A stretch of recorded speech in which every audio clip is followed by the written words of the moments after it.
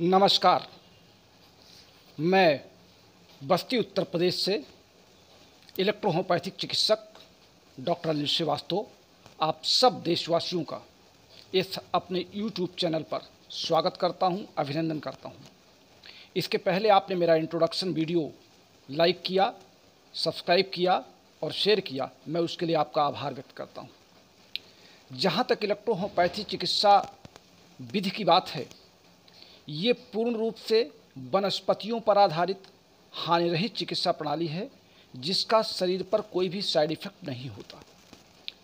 वनस्पति जगत बहुत व्याप्त है, बहुत विस्तृत है और इस चिकित्सा जगत के जनक डॉक्टर काउंट सीजर मैटी ने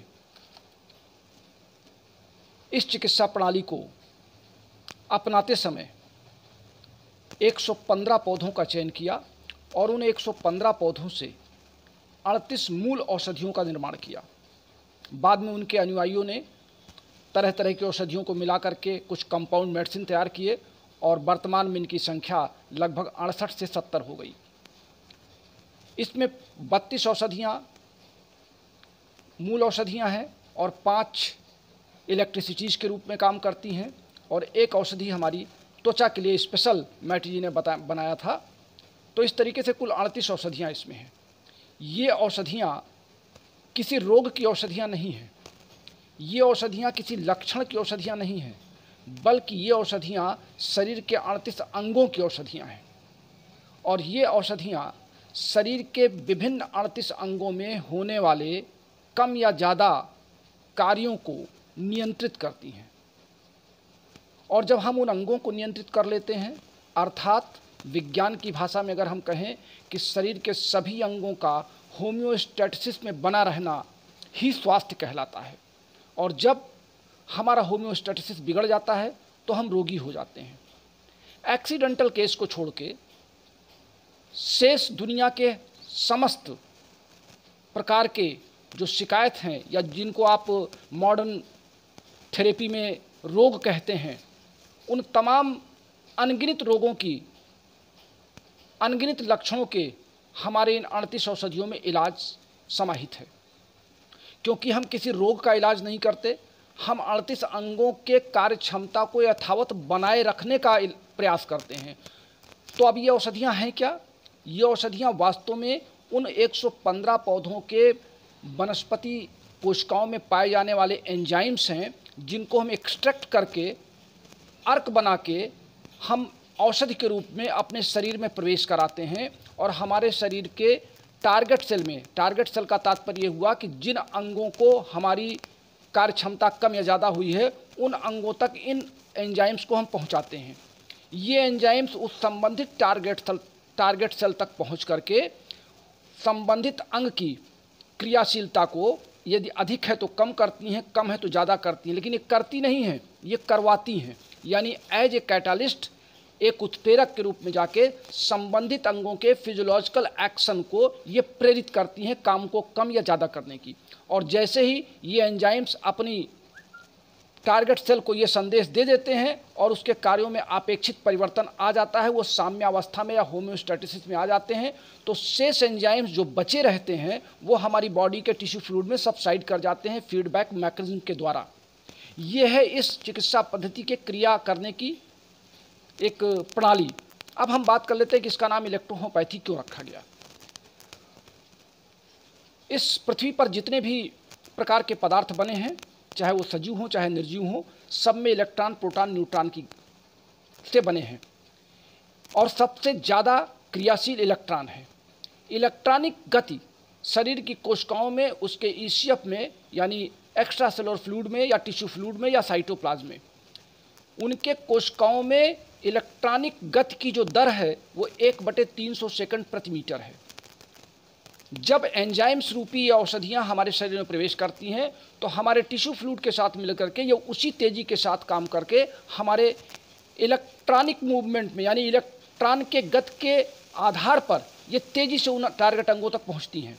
इस नाते इलेक्ट्रॉन की गति को लेते हुए, इलेक्ट्रॉन के गति की शक्ति को लेते हुए हमने इसमें इलेक्ट्रो शब्द जोड़ा। जहाँ तक होम्यो शब्द का तात्पर्य है, शरीर के होम्योस्टैटिसिस से हमने होम्यो शब्द का इस्तेमाल किया और दोनों शब्दों को जोड़ा। हमने का मतलब हमारे चिकित्सा प्रणाली के जनक काउंट सीजर मैटी जी ने। हालांकि मैटी जी के समय विज्ञान उतना प्रगति पे नहीं था। उन्होंने इसकी त्वरित गति कार्य करने की जो दर देखी, इन औषधियों का त्वरित कार्य करने का जो उन्होंने उपक्रम देखा, उसके आधार पे इन्होंने इसको इलेक्ट्रो शब्द दिया, क्योंकि उस समय उनको लगा कि त्वरित गति, जैसे हम बल्ब जलाते हैं, बटन स्विच ऑन करते हैं और बल्ब जल जाता है, जितनी तेज़ी से उतनी ही तेज़ी से दवाएं हमारे शरीर में काम करती। तो उन्होंने उसी गति को संकेत करते हुए इलेक्ट्रो शब्द कहा। लेकिन आज जब हम इस पर शोध करते हैं, वैज्ञानिक स्तर पर इस पर विवेचना करते हैं, मनन करते हैं, चिंतन करते हैं, तो हमको लगता है कि एंजाइम्स की क्रियाविधि इलेक्ट्रॉनिक गति के आधार पर हम इसको इलेक्ट्रो होम्योपैथी का नाम देते हैं। यानी इलेक्ट्रो शब्द हमने शरीर में ईसीएफ में इलेक्ट्रॉन के चलने की गति से लिया है, और होम्यो शब्द हमने शरीर के विभिन्न अंगों का सामंजस्य बनाए रखने के लिए या होम्योस्टैटिसिस में इस अंगों को बनाए रखने के लिए हमने इसमें होम्यो शब्द का इस्तेमाल किया है। हमारे बहुत से साथी भ्रमित हो जाते हैं कि शायद ये होम्योपैथी का कोई बदला हुआ रूप है। जी नहीं, होम्योपैथी का सिद्धांत, उनकी औषधियाँ, उनके यहाँ पौधों के अलावा विभिन्न प्रकार के मिनरल्स, विभिन्न प्रकार के एलिमेंट्स, विभिन्न प्रकार के एनिमल, तमाम चीज़ों को मिला करके औषधियाँ बनाई जाती हैं। उनके यहाँ डाइल्यूशन का प्रयोग किया जाता है, उनके यहाँ अन्य प्रकार के लक्षणों के आधार विवेचना की जाती है। हमारे इलेक्ट्रो होम्योपैथी में और होम्योपैथी में ज़मीन आसमान का अंतर है। हम सिर्फ 115 पौधे ही लेते हैं, इन पौधों के अलावा कुछ नहीं लेते, और ये 115 पौधों के एंजाइम्स हैं। इसलिए अगर भूलवश हमारा कोई चिकित्सक 2 से 4 औषधियाँ दे देता है या गलत औषधियों का चयन कर लेता है, तो एंजाइम्स होने के नाते ये हमारे शरीर पे कोई प्रतिक्रिया भी नहीं करती हैं, कोई उसका साइड इफ़ेक्ट भी नहीं दिखाती हैं। हमारे शरीर में हमारी जो 38 औषधियाँ हैं, अगर मैं उसको एक साथ पी लूँ और मुझे उन औषधियों की शरीर में आवश्यकता नहीं है, तो उसका कोई भी साइड इफ़ेक्ट हमारी इन औषधियों का नहीं होता है। ये सबसे बड़ा लाभ है इलेक्ट्रो होम्योपैथिक चिकित्सा के क्षेत्र में, इलेक्ट्रो होम्योपैथिक औषधि के रूप में। अन्य चिकित्सा पद्धतियों के बारे में ये कहा जा सकता है कि दवाओं को कम ज़्यादा देने पे या अधिक देने पे उनका एग्रावेशन या साइड इफ़ेक्ट दिखाई पड़ता है, लेकिन इलेक्ट्रो होम्योपैथी में पिछले 150 वर्षों के इतिहास में इन औषधियों का कोई एग्रावेशन या साइड इफ़ेक्ट नहीं दिखा, क्योंकि एंजाइम्स और एंजाइम्स एक साथ हम 1000 एंजाइम्स मिला लें या 2000 एंजाइम्स मिला करके एक साथ दें, चूँकि एंजाइम्स स्वयं आपस में कोई प्रतिक्रिया नहीं करती है, उनकी क्रिया विशेषता है, उनकी कार्यप्रणाली की एक विशेषता प्रकृति ने बना रखी है। तो जो एंजाइम्स ही एक ऐसे प्रतिरूप हैं जो आपस में मिलाने पर क्रिया नहीं करते, क्योंकि हर एंजाइम्स के कार्य अलग अलग हैं, हर एंजाइम्स के टारगेट अलग अलग हैं, हर एंजाइम्स का काम करने का तरीका अलग अलग है। इस नाते अगर हम कई औषधियों को एक साथ मिलाते हैं तो भी हमारे शरीर पर जिन औषधियों की आवश्यकता होती है, अर्थात जिन अंगों को जिस एंजाइम्स की आवश्यकता होती है, वही एंजाइम्स सक्रिय हो जाते हैं और इलेक्ट्रो होम्योपैथी की औषधियाँ उस रोग को दूर कर देती हैं। जैसे हम एक उदाहरण आपको देते हैं। मान लीजिए कोई रोगी हमारे पास बुखार का आता है, तो एज ए फिजिशियन वो हमारे सामने अपनी शिकायत रखेगा, हम उसके बुखार को सुन लेते हैं, समझ लेते हैं, जान लेते हैं, लेकिन हमारे पास बुखार की कोई दवा नहीं है।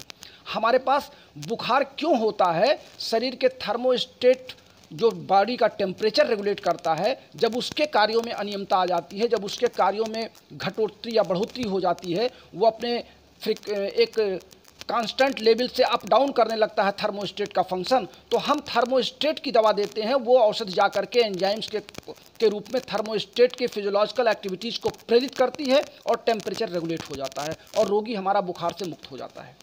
ये है हमारे इलेक्ट्रो होम्योपैथी की क्रियाविधि और इलेक्ट्रो होम्योपैथी में कार्य करने की विधि। मैं इस चिकित्सा पद्धति में 1983 से आया। डॉक्टर वी कुमार जी जो इलेक्ट्रो होम्योपैथी के आज के पुरोधा हैं, और फिर 1986 में मैं डॉक्टर रमाशंकर, जो आज हमारे बीच नहीं हैं लेकिन इलेक्ट्रो होम्योपैथी के मील के पत्थर कहे जाते हैं, मैं उनके सानिध्य में 4 वर्ष रहा और वैज्ञानिक दृष्टिकोण से, वैज्ञानिक स्तर पर मैंने इलेक्ट्रो होम्योपैथी को जाना, समझा और उन्हीं से सीखा। और पिछले 36 वर्षों से मैं इलेक्ट्रो होम्योपैथी में रोगियों की सेवा कर रहा हूँ। यद्यपि मैं शिक्षा विभाग में एक प्रधानाचार्य के रूप में कार्य भी करता हूँ, लेकिन नियमित मैं सायं 4 बजे से 8 बजे तक इलेक्ट्रो होम्योपैथी में रोगियों की सेवा करता हूँ। पिछले 1.5 वर्षों से लगातार निःशुल्क रूप से मैं ऑनलाइन रात में 10 बजे क्लास लेता हूँ, जिससे देश के हज़ारों चिकित्सक साथी ऑनलाइन उसका लाभ ले रहे हैं और हमारे चिकित्सक अपने रोगियों से हमारे बताए गए तरीकों पर औषधियाँ दे करके उन रोगियों को ठीक कर रहे हैं और इलेक्ट्रो होम्योपैथी का नाम पूरे देश में रोशन हो रहा है। आज के लिए बस इतना ही। कल आपसे हम इलेक्ट्रो होम्योपैथी के किसी नए चैप्टर पर, किसी नए टॉपिक पर हम आपसे बात करेंगे। तब तक के लिए अपने प्यारे दोस्त डॉक्टर अनिल श्रीवास्तव को बस्ती से इजाज़त दीजिए। नमस्कार, शुभ दिन।